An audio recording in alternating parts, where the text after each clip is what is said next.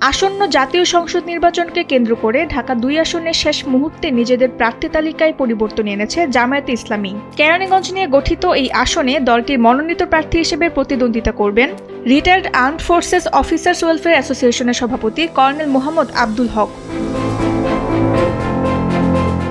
২৮ December সংশ্লিষ্ট সূত্র থেকে এই তথ্য পাওয়া যায়। এর আগে এই আসন থেকে ঢাকা জেলা জামাতের সদস্য মোহাম্মদ তৌফিক হাসানকে প্রার্থী হিসেবে ঘোষণা করা হয়েছিল। তবে চূড়ান্ত পর্যায়ে এই সাবেক সেনা কর্মকর্তাকেই বেছে নিয়েছে দলটি।